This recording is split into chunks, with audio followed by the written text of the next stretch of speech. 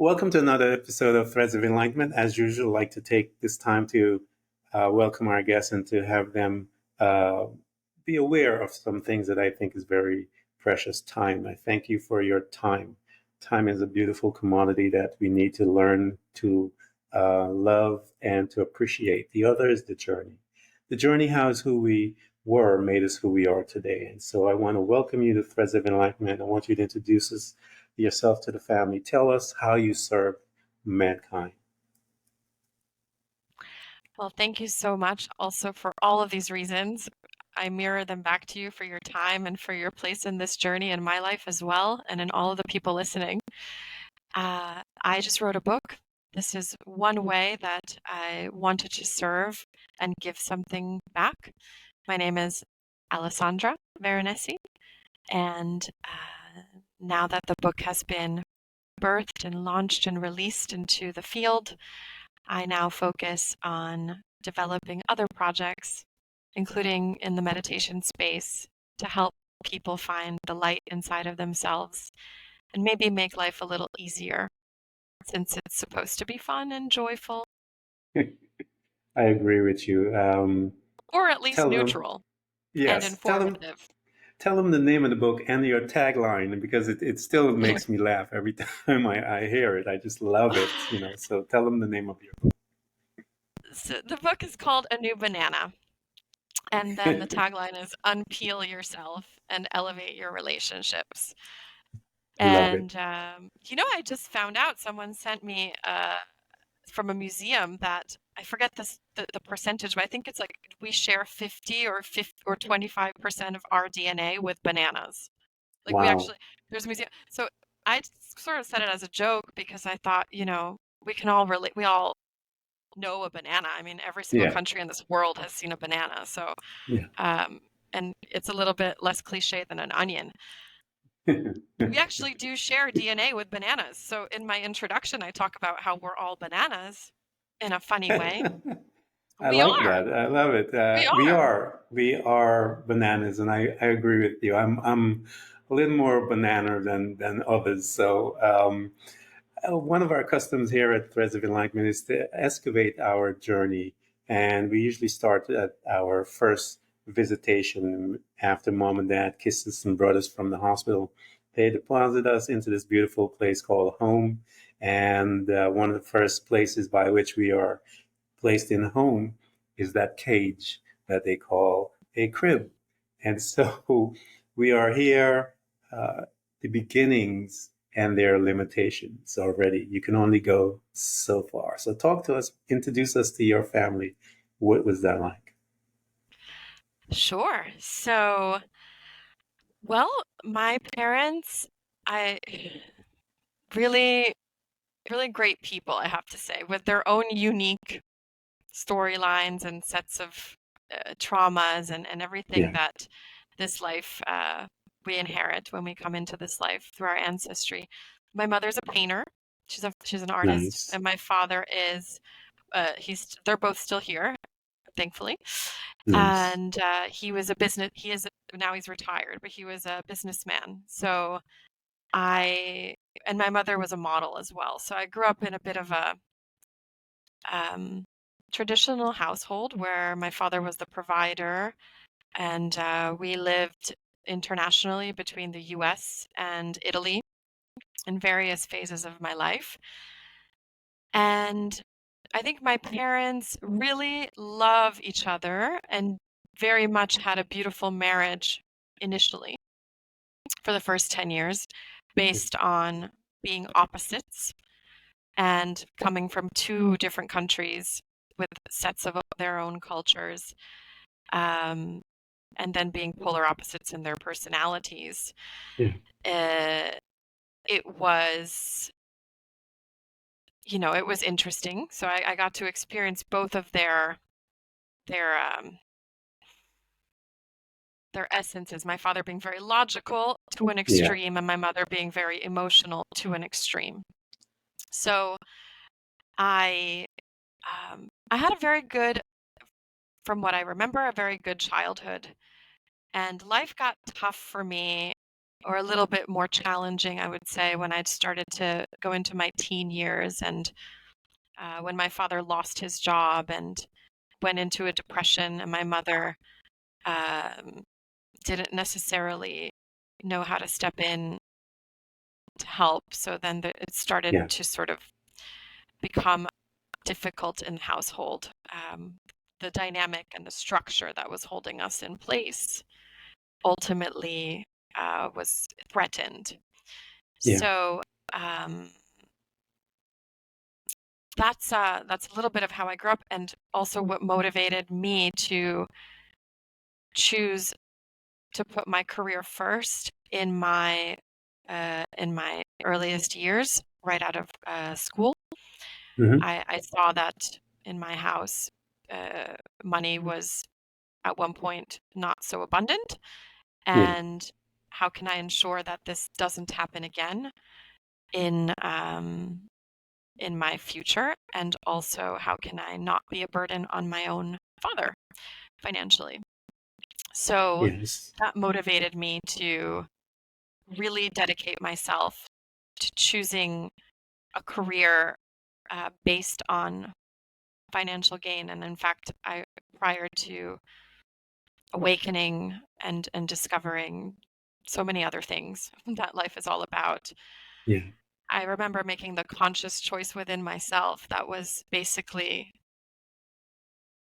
what job is going to pay me the most?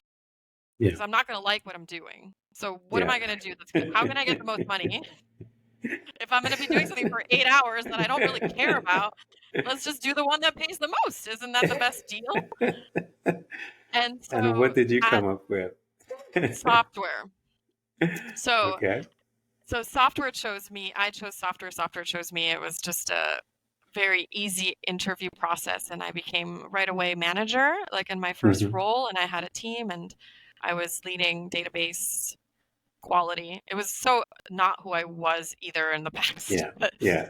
um, but there was something about it that gave me, But you made an you agreement, know, though, yeah, I money. think so. And since I'm doing 8 hours, what's going to I make was me like, money? And, there you yeah, go. So yeah, that was the agreement. So, that was the agreement. And it's interesting because for a couple of different roles throughout my career, it turns out I was working for like criminals in the background. So well, my first CEO was actually, so I've had some interesting contacts with leaders who have been ethically questionable.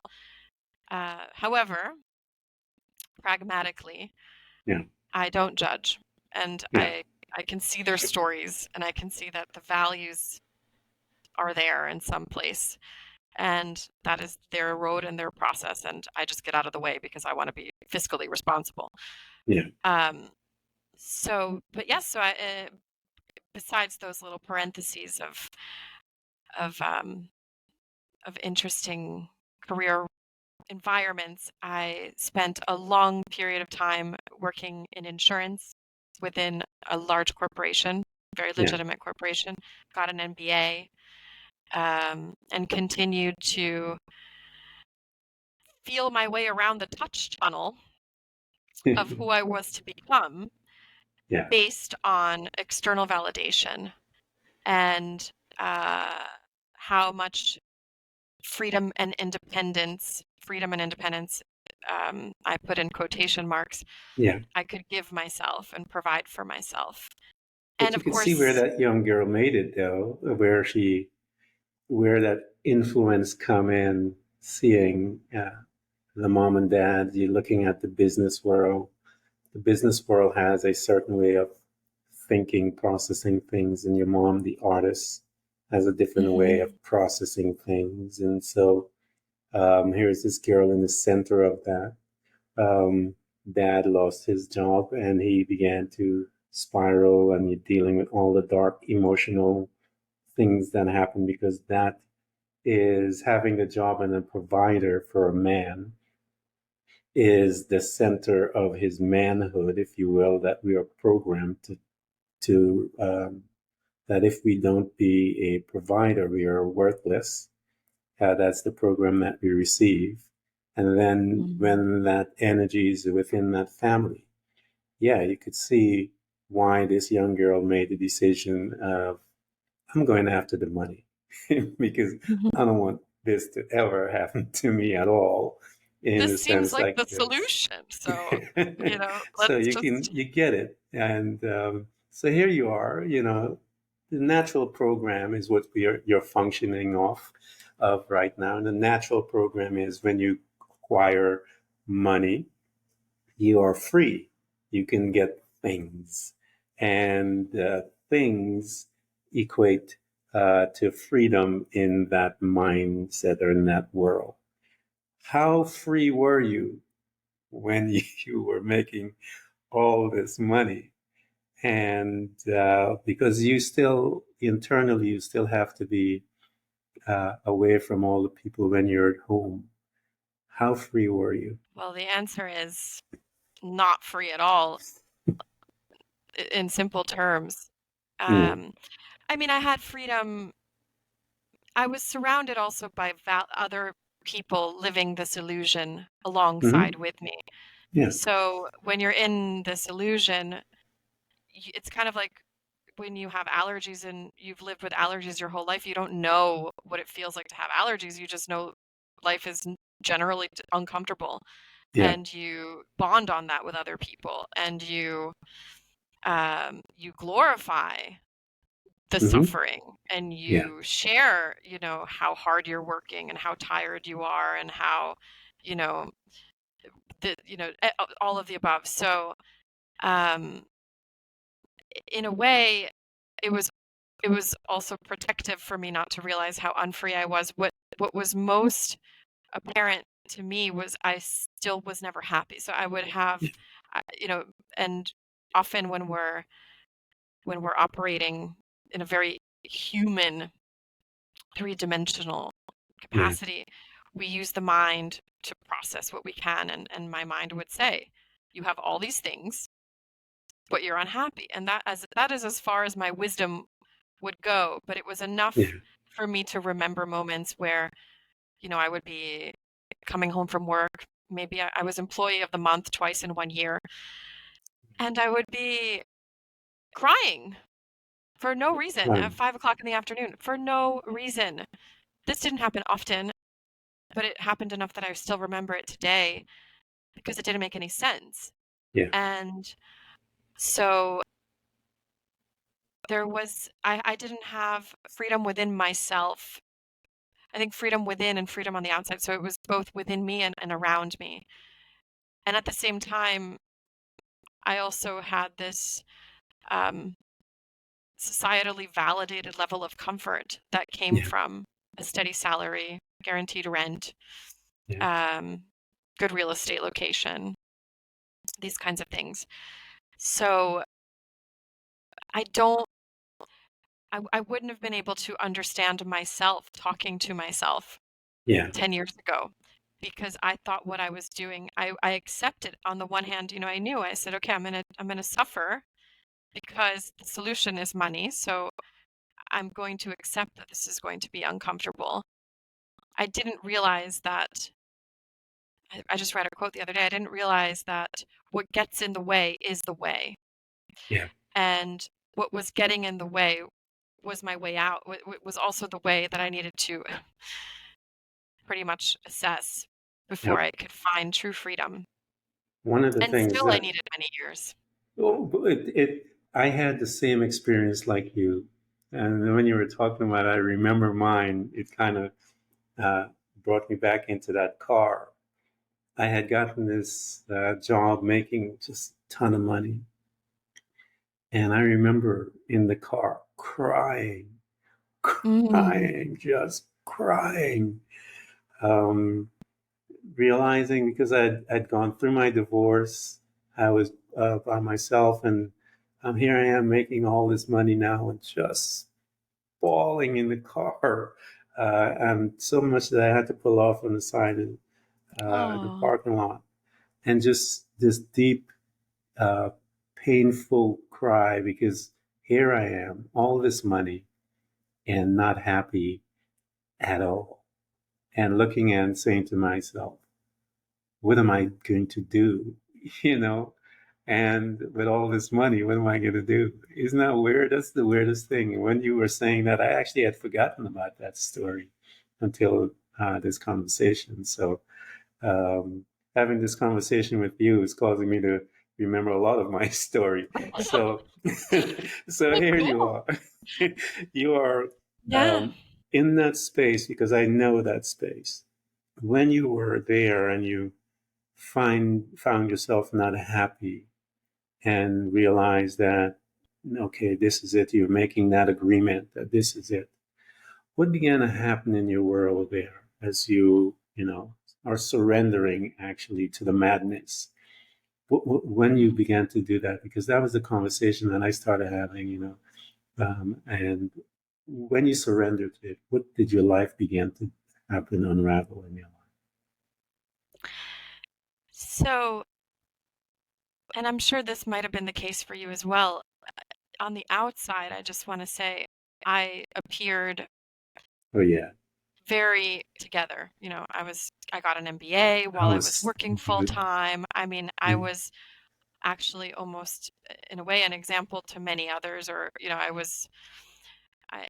I also took on this role of responsibility of that I layered upon myself yeah, to be happy for others, because yeah, how could I not be with everything that's happening around me? yeah, And so that is an additional layer that also probably came from childhood and feeling responsible for keeping my parents' marriage harmonious.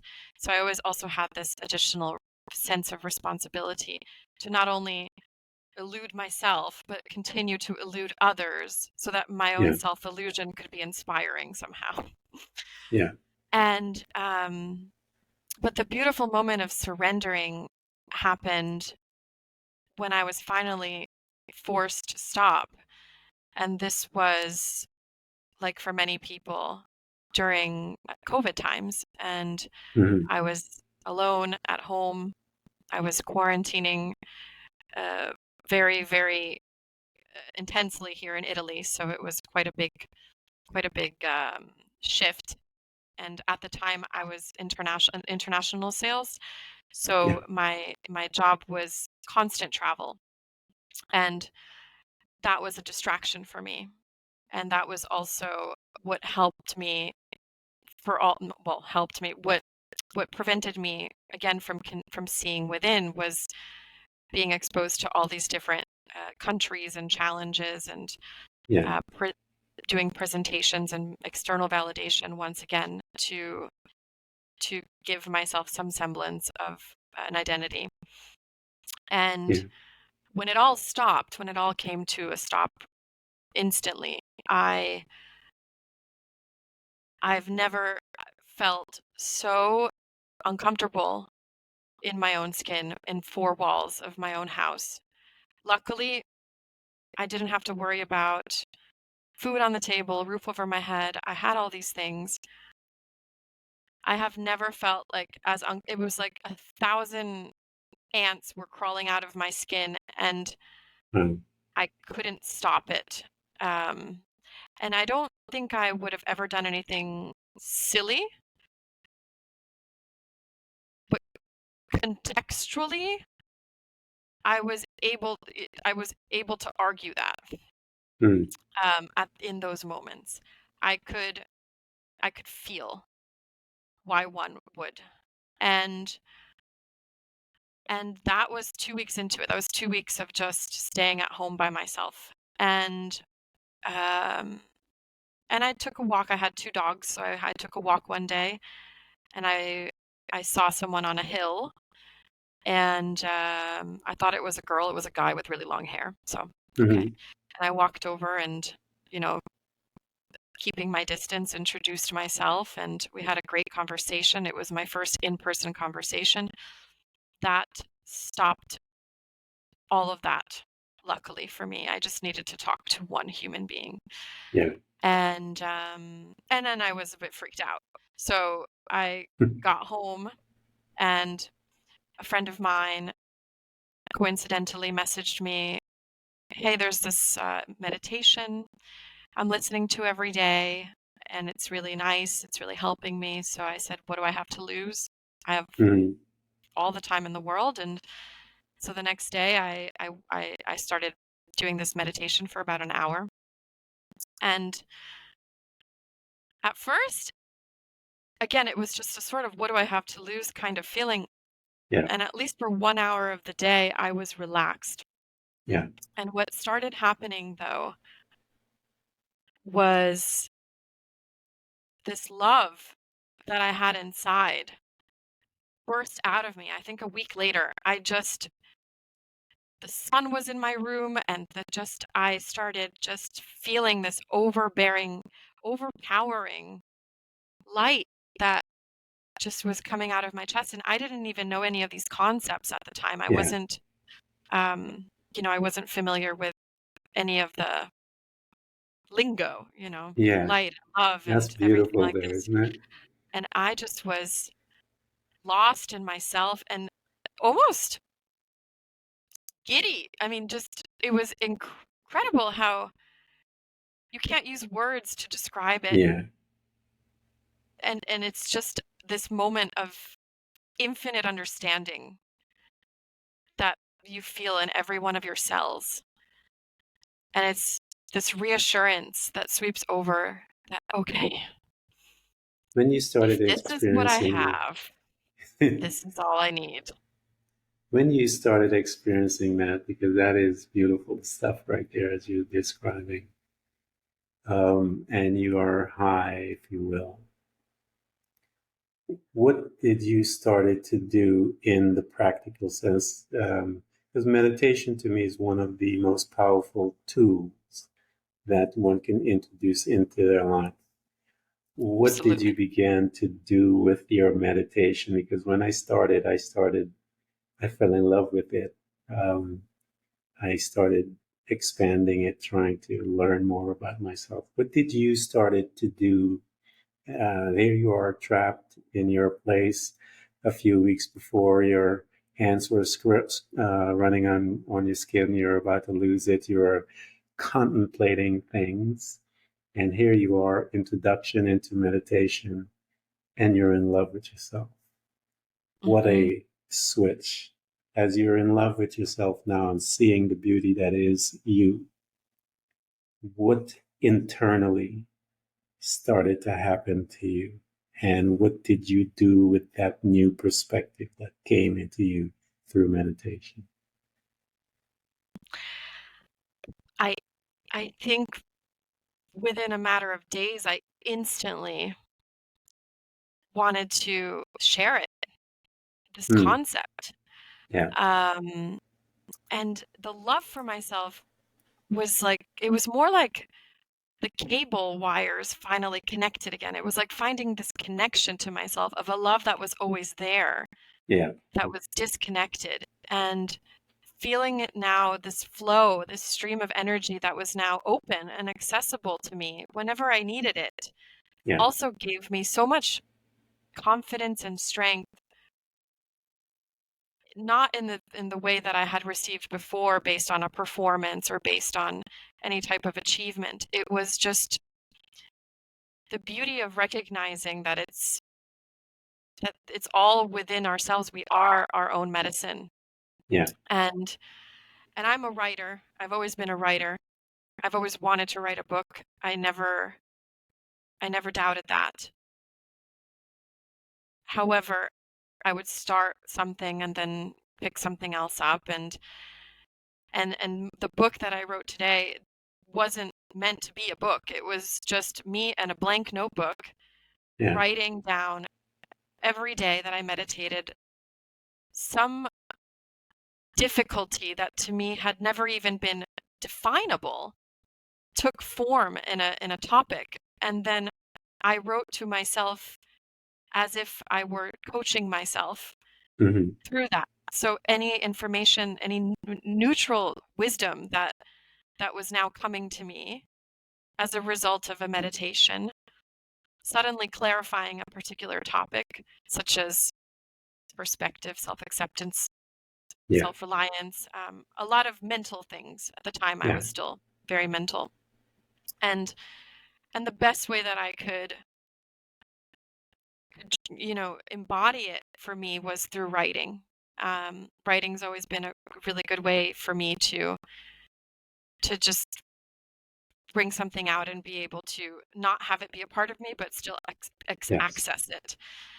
And I have some background in voiceover, so with my work cell phone and my personal cell phone and my computer in the closet, I just created this soundproof environment and I started recording some of my own meditations since we were Hmm. all at home and at the mercy of our Zoom meetings. Yeah. I thought, why don't I just get some people together and make a group and send them these 10-minute reflections Hmm. if it helps them to.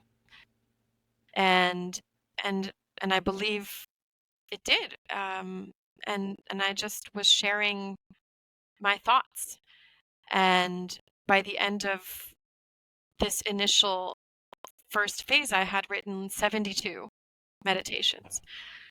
And these were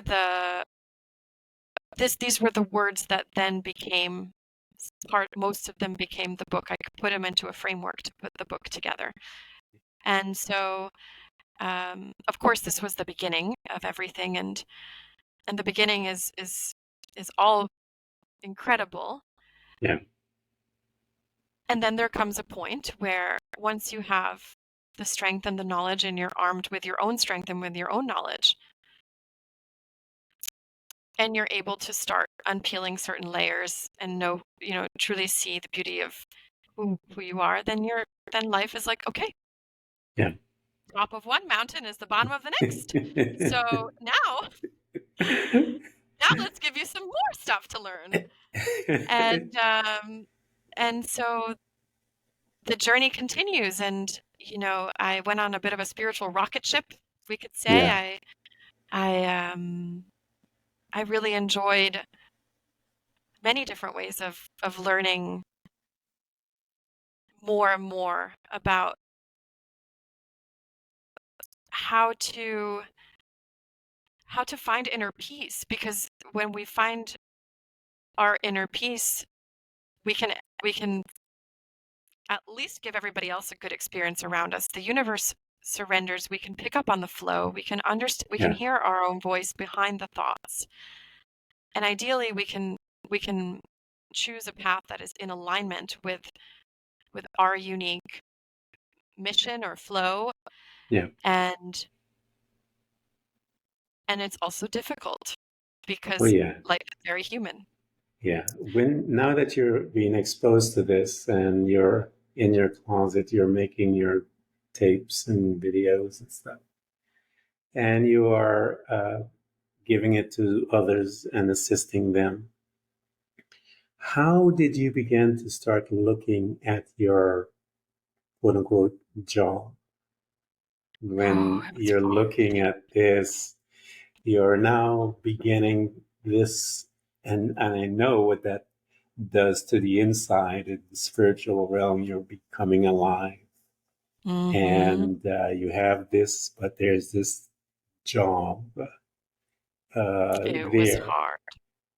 What was that interaction when you started looking at it to try and um, do that dance? Because as you're saying, it is hard, and that space right there, a lot of people are there and they are in a state of panic.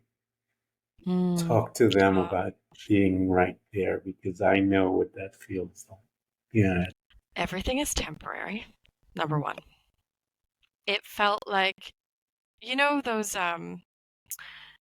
those pools in those river pools in Las Vegas or in any other place where you're going with the current and you get to be on a Yeah. donut and it's Hmm. super fun. It feels like swimming against that. It feels like you have to go the other way when you're working. You're like, oh no, the Yeah. water's going that way, but I gotta go. I have to go this way. Yeah. And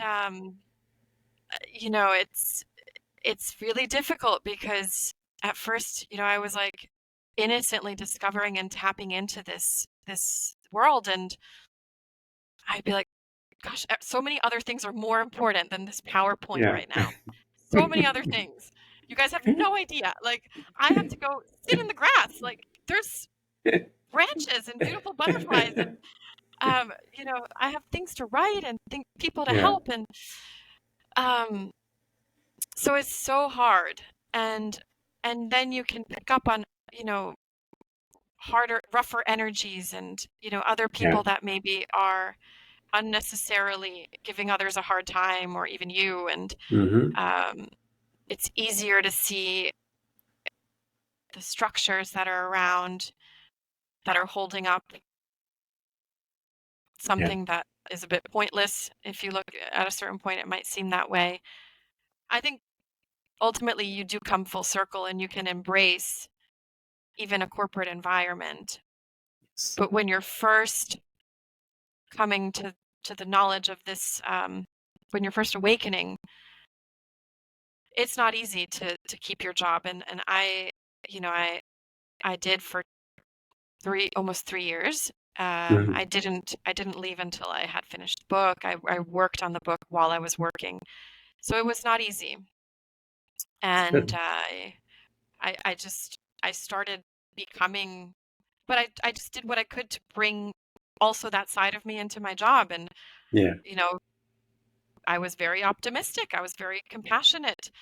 Uh, I think one day I was also sometimes microdosing with psilocybin.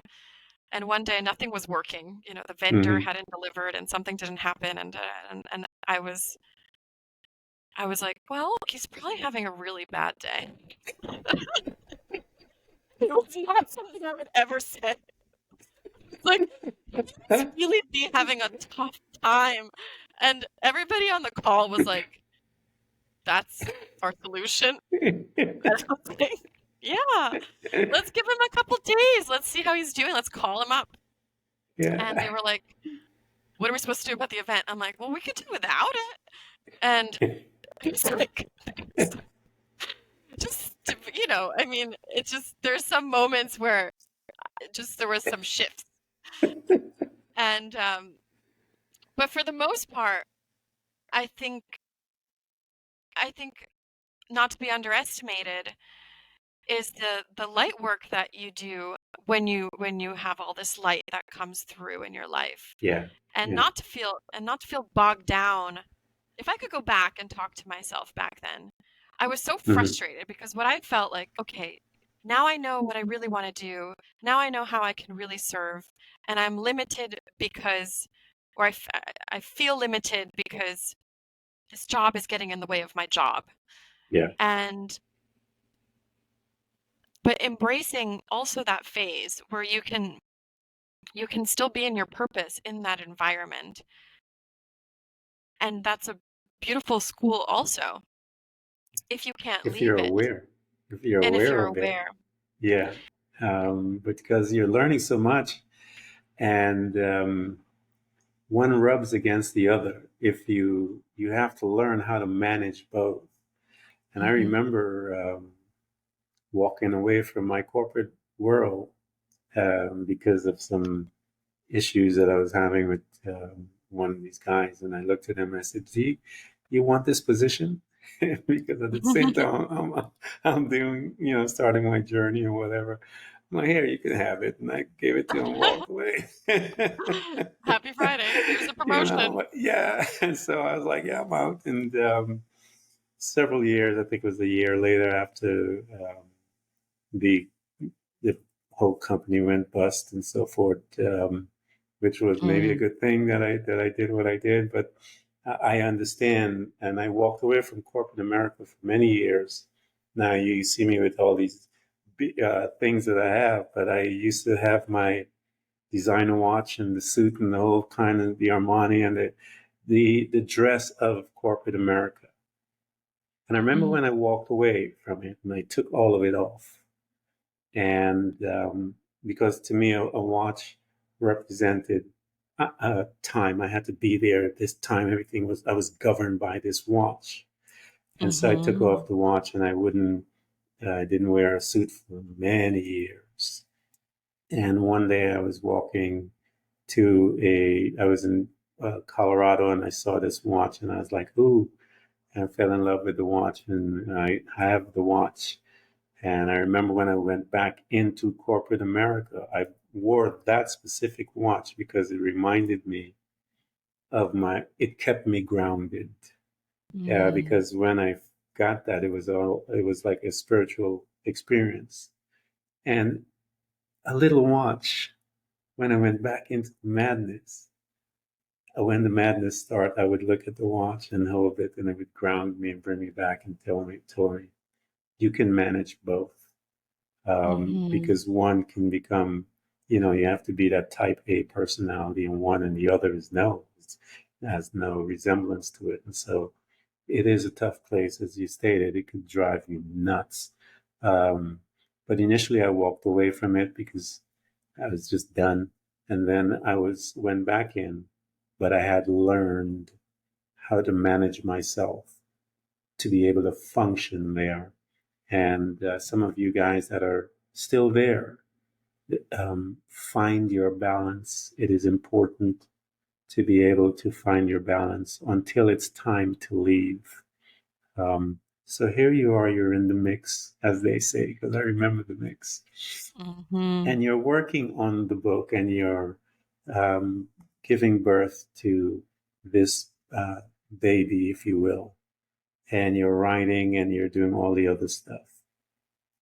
Um, as you began to look into those pages, what did you begin to notice about you as you're looking into those pages that are coming out of you?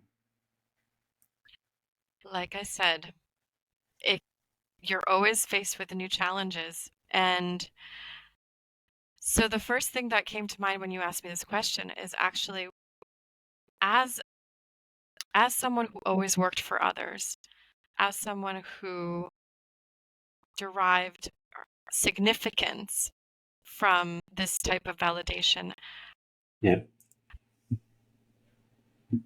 I think the new challenge became believing and empowering myself that actually I it was worthy of me to Yeah. publish a book and to put something like this together.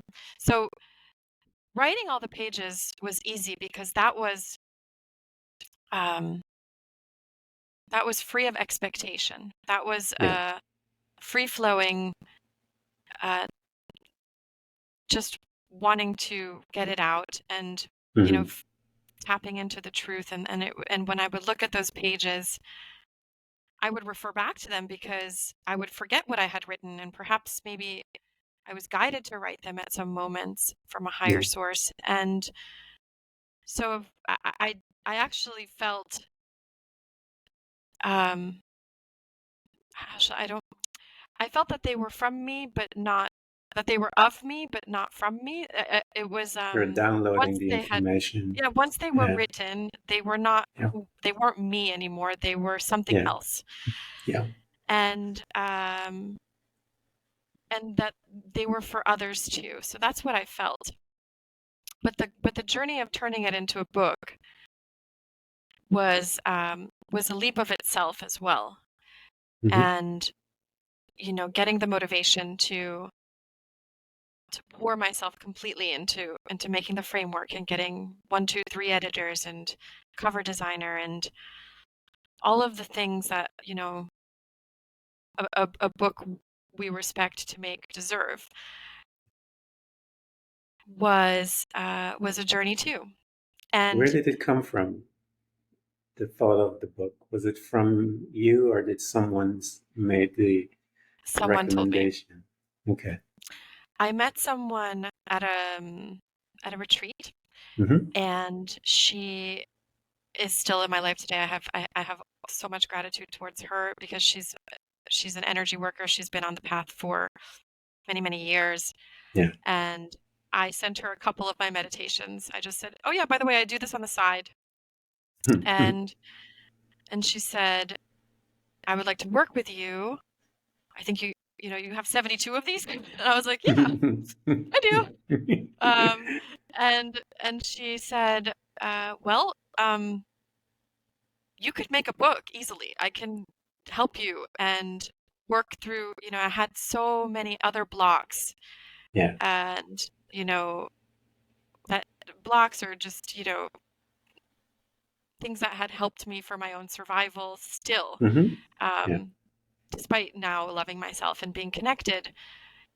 And so we worked together for 3 months, Mm. and she helped me just deal with things as they would come up and accelerate them. So I Yeah. just had an accelerated process of discomfort, Yeah. and many things would come up. And I would call her and I would say, I feel so angry today. And she would say, great, this is great, perfect. Call me every time you're angry. Awesome. And I was like, what? I don't know if this is working. I'm so angry. And, so it was just this process of learning. Also, she taught me how to self-heal when Yeah. triggers would come into my life. And this was so important for me also to learn these tools and strategies to get through time. And of course, I didn't just stop there. I mean, the book, I continued to write. So some of these things are now in the book. So I updated the content as I went through it, as I would learn more things. And so thanks to her, really, and her believing in me and coming along the way, um, she just saw it so easy. For me, it seemed like such a big task, and she just said, "Why can't you write a book? It's right here. Just Yeah. do it." Yeah. And her reaction motivated me um, to do it. And then working together on all the things that were coming up, one after the Yeah. other, in addition to all the other things that had come up before, brought it to light. So, Well, but of course, at the that's end of the day, I did it all. I can say that it was me yeah. as well. Really, truly believe. It's just, sometimes it takes someone to believe in you, Yes, and it's that's an part of the angel in journey. your way. Yeah, Yeah. it's a part of the journey to have someone that sees see you and see your potential and can escort you there and can encourage you there. Yeah, those are important angels, as you said. Now, how did you? We talked about the title. I'd ask you about the title. How did that come about? Title and your tagline. What was your process in putting that together? So for a long time, I always wanted to call the book actually Consequences, but I realized it Hmm. has negative connotations. But that was my first word as a child. And I always enjoyed it because, you know, it's great, it's informative. And I had played around with other titles. The story of how the title of this book came around, um, it's actually not so deep, but, you know, as Jim Morrison says, when things are serious, they're really funny, and when they're funny, they're really Yep. serious. So, Yeah. um, I was with my friend Tommy. Tommy is one of my greatest friends in this life, and Yeah. really inspiring person. He's actually never been able to see from birth, so his eyes are the optic nerve is burned off. So he just lives his life as an independent man. He has a job. I'm inspired by just him. On top of Yeah. it, he's my friend because he's hilarious. Yeah. And we were just chatting around in his house, and he just says to me, "Can you help me become a new banano?" And I said, "Tommy, what did you just say?" And he said, "I want to be a new banano." And I said, "This is ridiculous. What are you saying right now? Because this sounds Yeah. amazing." And then I said, "Why don't I make that the title of my book?" And he said, "Yeah, it's great." So it was just me and Tommy being me and Tommy in the house. And and it just came up. But I had been struggling with the title. I was already publishing it. I was already editing it, and I couldn't Yeah. figure out a title. So I was calling upon it, in my life. I was like, Yeah. "Please, universe, help me here." And I just felt there's so many other books that are called Awaken and Art of Yeah. Yeah. Relationships, and I didn't want to get lost in the mix, Yeah. and I think life is also hilarious, and why not play It with is that too? brilliant. I think it's brilliant. I think um, I've learned a few things in my journey that every situation that presents to me, I have called it. And once I recognized that, I I would stop and say, uh, okay, you're here. I've brought you here. What is it I need to learn out of this situation? But before all of that, I was just crazy. Of course, the type A personality would kick in and you'd be, you know, uh, uh, I had some flowery language of expressing myself when those situations came. And I had to, but as I grew, I realized it's here to introduce me to another aspect of me. If I am aware of that, now I have to learn what are the questions to ask me so that I can understand the purpose of this visitation.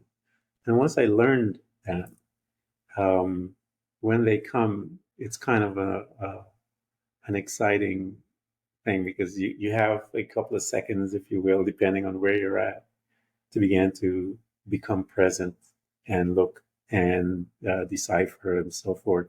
And to me, it's I don't know, it's become a game. Maybe I'm like I said, I'm a little special in the sense I'm a little more bananas than and some people because of how I look at life and how I interpret things when they come to me. Um, I like to life is not serious like people think it is. It is funny. I Mm-hmm. I tell people I only need to be serious when I need to be serious. Other than Yes. that, I don't need to be serious, and so I do silly things and enjoy silly things because I don't need to be serious. And so why? Because it brings a certain energy when you're in that space, and that's fine. We all have to deal with that. But life is much more. Become free. This is what you're talking about earlier. This is freedom. When you begin to um, excavate yourself from quote unquote. I was saying that my uh, I was in an ashram and we were talking about, and she had told me something uh, that jumped out of her, that dropped into me. My teacher, she said, "Let life disturb your comfort."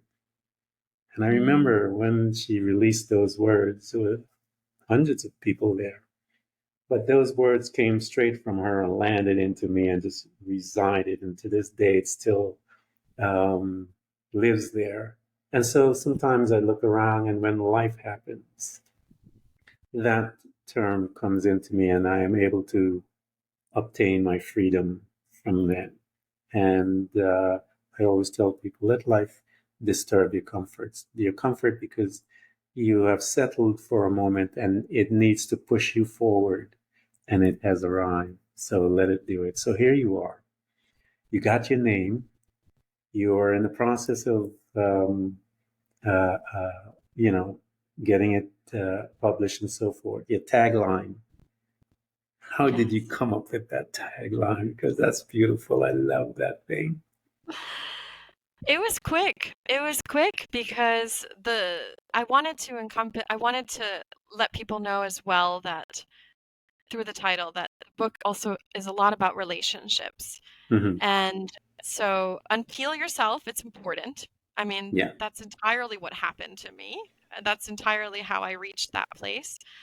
So that was the easy part. And then elevate your relationships because over time, as a result of all this, um, the quality of my interactions with people and the exchange of energy that was going in and out of them was so much more healthy and abundant and elevated that it's a natural consequence of loving yourself, as you were even saying, when if you pour your cup first, then you can freely pour to others. You don't have to worry Yeah. about whether or not you have something because it's like everything is for everyone. Yeah. And at the same time, peaceful boundaries become easier to set.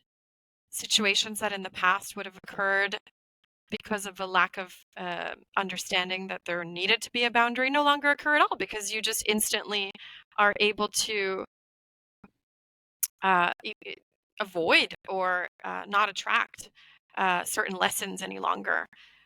And, I think discomfort happens to teach us a lesson Yes, and I agree. to help us expand, because we're Yes. constantly expanding and there's no end to that. And so I really welcome disturbing my comfort, because that Yeah. means growth, I love that it. means expansion. And so what ends up happening is when you can accept that process, and you Mhm. no longer go after anything because you want it to please you, or avoid things because you don't want them to displease you. When you're in a space of acceptance and just universal neutrality, zero gravity, yes and no mean the same. I'm on this purpose, this arrow of my truth that I'm following today. I have trust, I surrender, I have confidence of where I'm going. I'm supported, I'm supported, everything is this way. Then there's no pressure on your outside relationships. Ideally, on a good day, there's joy. Ideally, Yeah. it's free. Yeah. And That's it's the a gift freedom. that you Yeah. can give to other people, and they give beyond that, and everybody kind of, can ripple that Yeah. effect. So it absolutely also has to do with our relationships. We are in a world of, we are We're a in the world. community, Yeah. it's a collective consciousness. Yeah. And so Yeah. I tell people there is the independent, meaning that we have to independently learn who we are. But then once we have done that, the greater thing is the interdependent. And mhm, so when we see that we are interdependent just as much as independent. And so one must experience both. When you experience your independent, then you begin to look at you and begin to see the beauty that is you, beyond the pain, beyond the less than mentality, the programming that you have received all your life. And you begin to look and see the joy, the happiness that resides within you and who you are. Then when you look at others, there's this beauty when you begin to interlock in conversation, in exchange, that you can only experience that once you get to know who you are first. And that is the beautiful thing about this life that we are all here. We are all here to experience self, but also to experience each other and to be able to drink of that peacefulness that exists when one learns about themselves. And if you look at people that are brutish, for lack of a better word, they have no knowledge of who they are and how precious mhm, they are. And because of that lack of understanding, they can be that brutish person because they respect nothing, not even themselves. Because when you respect things, um, an ant means something, a fly, everything that you couldn't stand before. You realize that they're part of all of it, and so you need to get to know you. And those that are listening to us, this I always invite you to come to know you. It is the most precious thing you'll ever do on this planet. And once you get there, you will understand many things. And I've been chatting with someone for a while. The conversation is much more than you guys knew. it's And so good though. I know the beauty So of great. it's such a beautiful conversation, and her work, the what she has done and given birth to, houses wisdom, houses, as she said, freedom. Because she experienced it, she's able to put it into words to guide you, to help you to get to freedom. You heard her journey about the money and the freedom that money can get. That's not freedom. The freedom she's talking about is without the money, in the sense of just, the money, money, money. It is beyond that. It's a internal compass that once you see that the freedom that to B is priceless. Trust me, guys. I want you guys to get her book and buy all of it. Buy it for friends. Give it as gifts out to people. We are all in this together. Help a friend out. Purchase the book and make sure that they are able to join the journey, if you will, and get a chance to see who they are. And you guys can explore together as good friends. Thank you so much for coming to Threads of Enlightenment. Thank you so much for having me. This has been a beautiful conversation. It has.